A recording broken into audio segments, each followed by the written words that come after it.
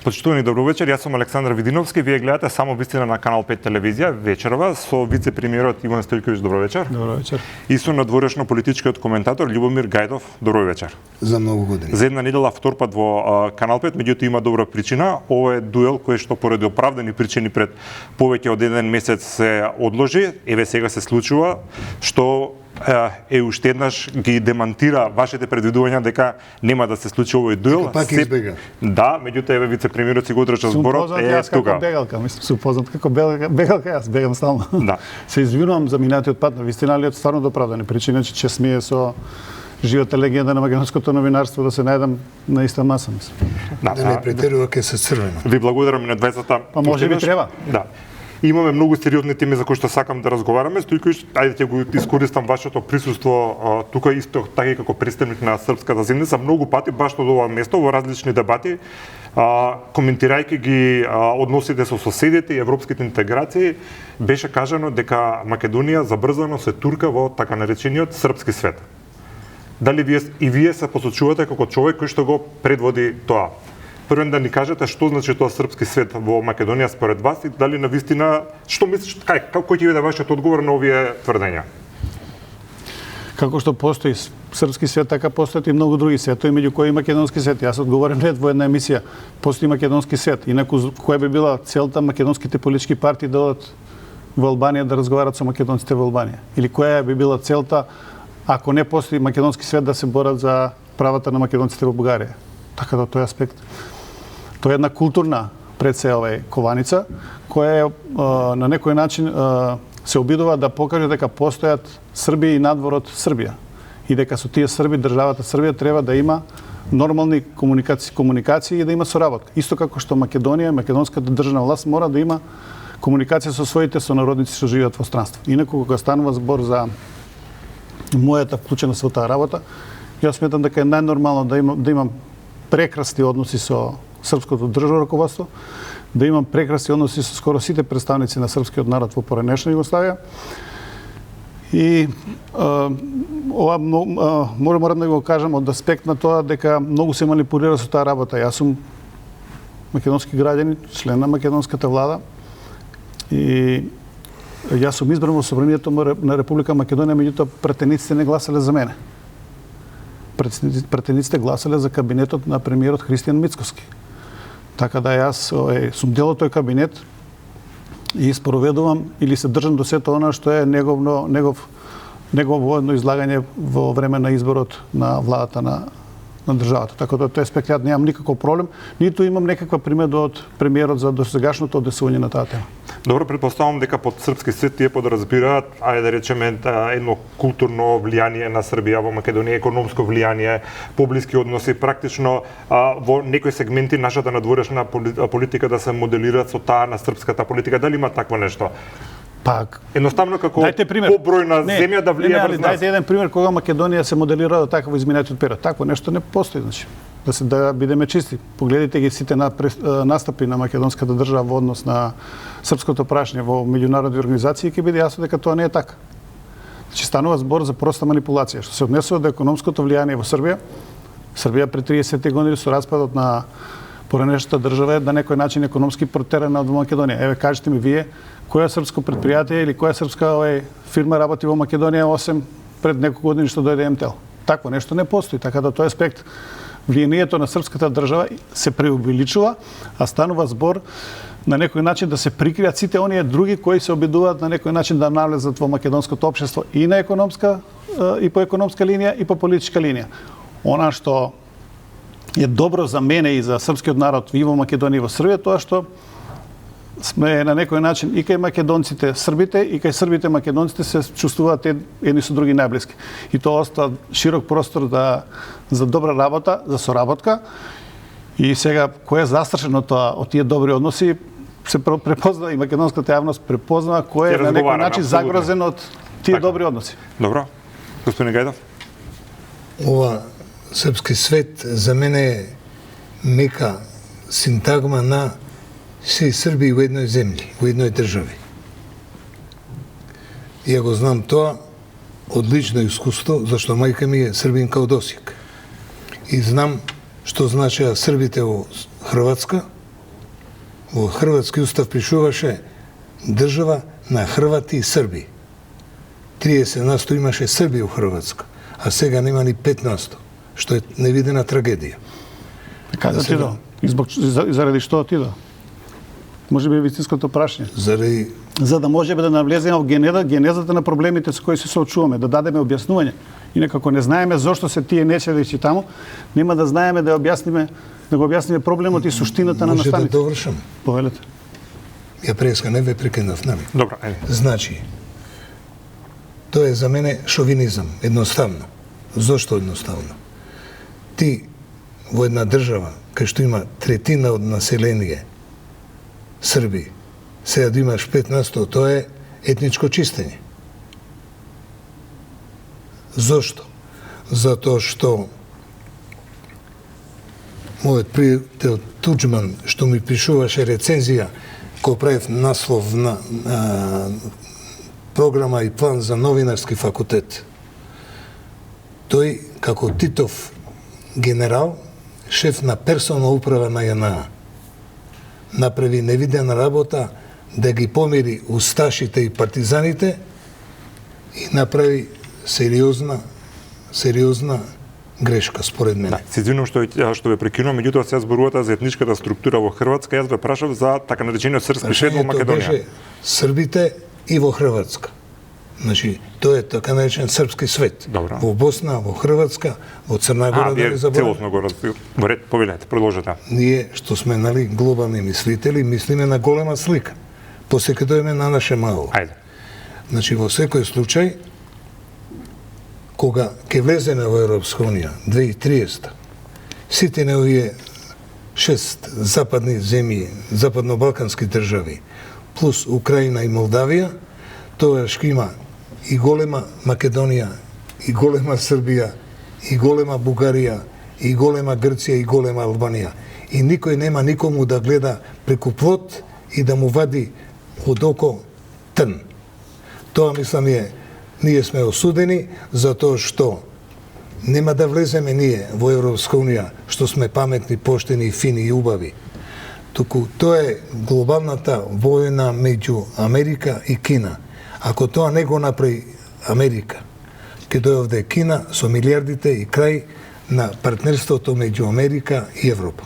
И Добро. да завршам. Ајде. Поента.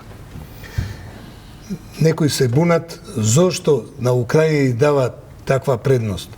Тоа за нас е голема предност, бидејќи форсирајќи Украина, американците и европјаните нам ни даваат патека, она што во Братислава пред 2 години Европска Унија реши до 30 да влезат сите западно-балкански земји со 6 милиарди буџет, од кои 2 бакшиш.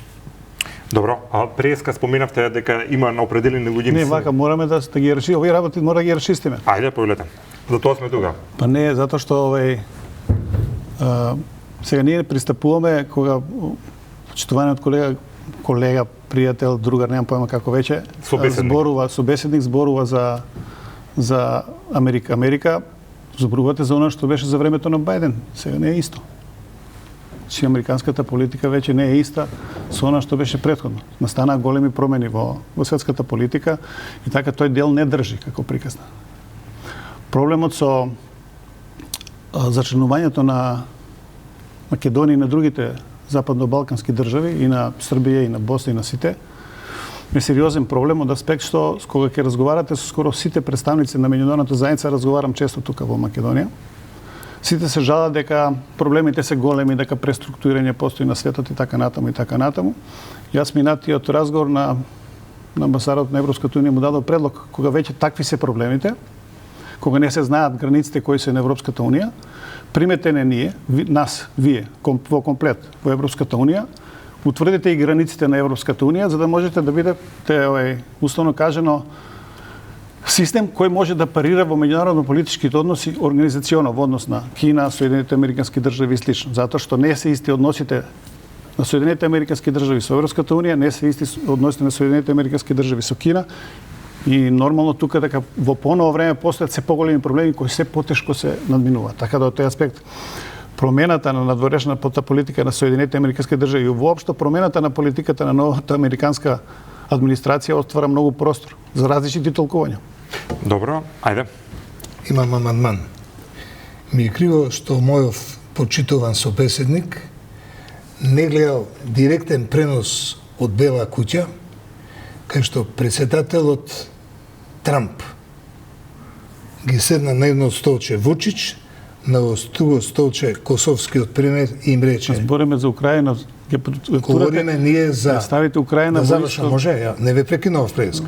Значи, председателот Доналд Трамп на 4 септември 2020 во Бела куќа ги седна српскиот и косовскиот лидер, ги натаја да подпиша договор за економска соработка, што се вика Отворен Балкан. И вака рече, многу ми е драго за овој договор, сега ние ќе дадеме неколку милиарди долари и од Балкан ќе направиме пристојно место за живење и сите ќе ве втурнеме во Европска унија.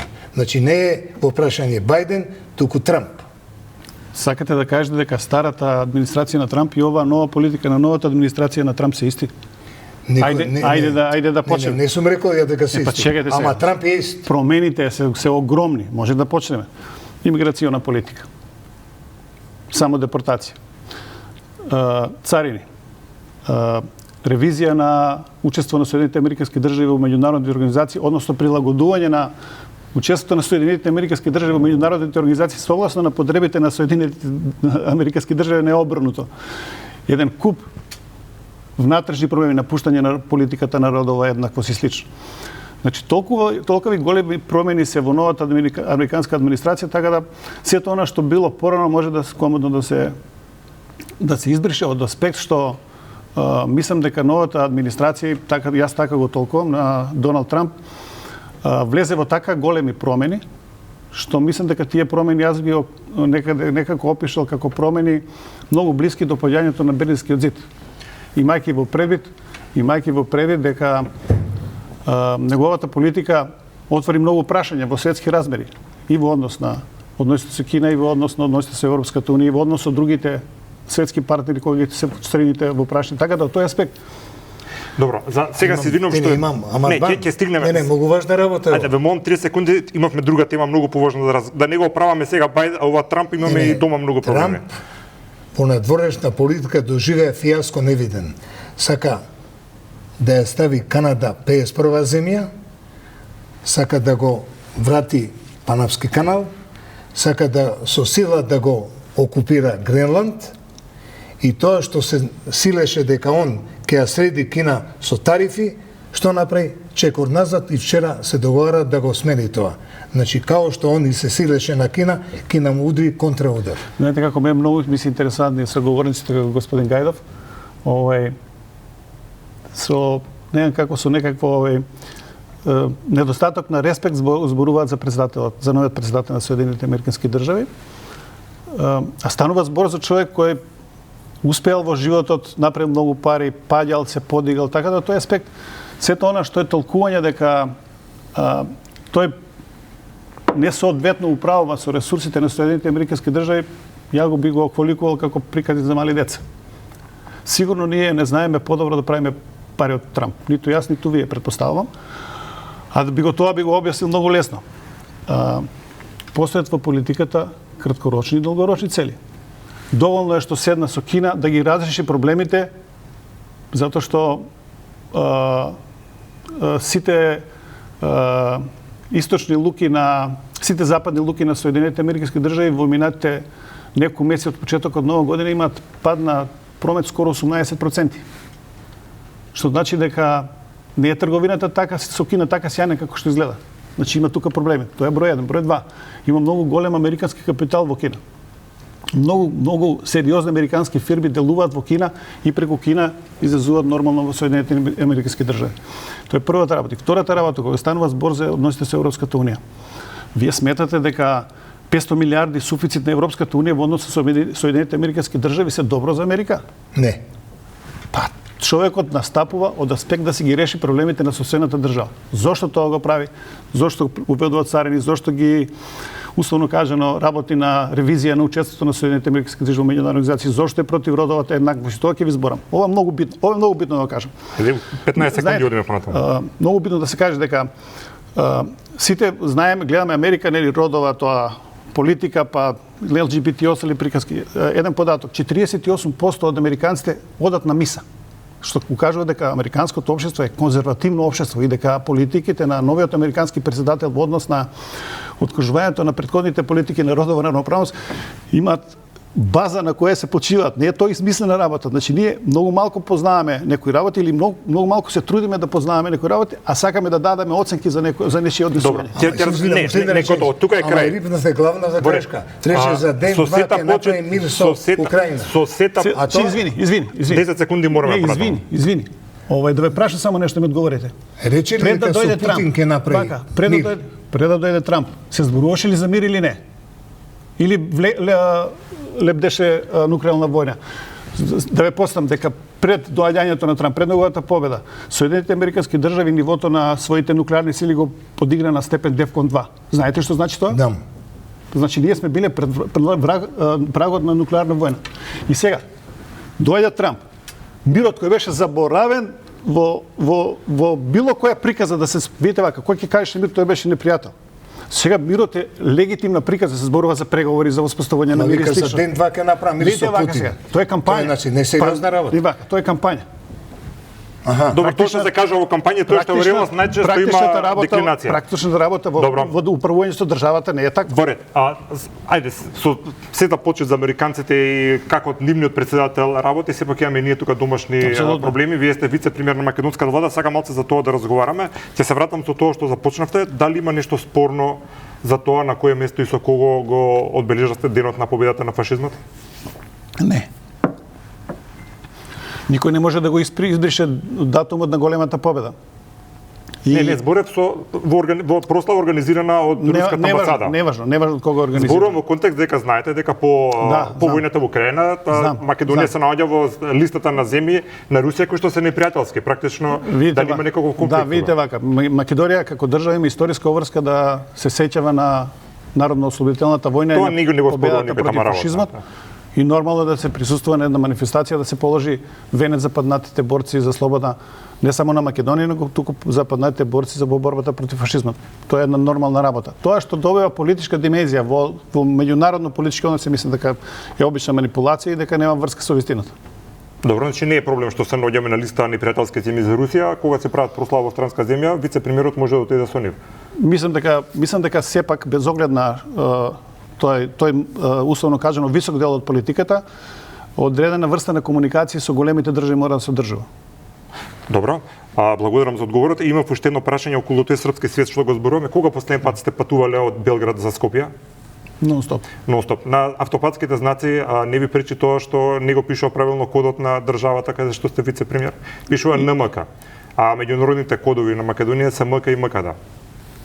Искрено да бидам, не сум приметил. Ако на минимум 16 знаци. Не, стварно не сум гледал. Навистина, меѓутоа треба да водите во сметка дека ние самите пристанавме на одредена работа, никој не тераше и дека било која држава, не само Србија, мора да ги почитува меѓународно преземените обврски.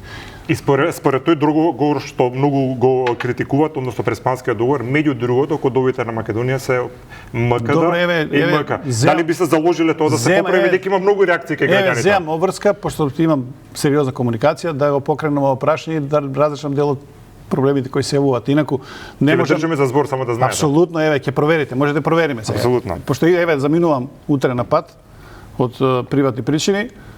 Сигурно ќе има во петок се отвара Македонскиот културен центар во Белград, ќе присуствувам, ќе дојдат некои од министри на владата на Србија. Првата иницијатива ќе биде одлично, знаме кои пејачи ќе ви бидат тамо. Работата е што видите за сообраќајните знаци од Белград до македонска граница се со НМК. Првиот знак што ќе биде исправен, ќе го сликам и ќе ви го пуштам. Благодарам за тоа. Повелете. Амандман имам. Мене ме чуди како вие, светски човек, сте дозволиле улицата Гоце Делчев, светина за Македонија, да избришат во Белград, што е недозволиво за српска држава, што е наша, братска држава и братски народ. И не само во Белград, и на уште едно место. Кога се случило тоа? Јас сум подпредседател на македонската влада, мислам. Кога се случило тоа? Кога велите дека се избришени информација повеќе кога се случува? Не е тема кога, него зошто. Тоа е тема. На две места имало во Србија улица Гоце Делчев, сега не постои. Се извинувам, прашањето ми во контекст дали додека е на функција вице-премиерот или претходно? Ќе проверам и ова, мислам. Да проверите. Проверам и ова, мислам. Второ, Знаете како беше македонска делегација на Македонската академија наука отворија, како се вика, отворија споменик за Кирил и Методија, мислам. Се функционира во најдобар ред по односите. Нема ни едно спорно прашање. во Македонија србите имаат заменик премиер, имале министри, имале градоначалници, имале све. Во Србија нема ни еден македонец на функција. А имало хрвати, унгарци, сега има и албанец, а македонец нема. А има на 2004 година договор меѓу Србија и Македонија, договор ратифициран у парламент, дека има заштита кој не е операционализиран за ваша информација. Не, парламент е ратификуван. Ама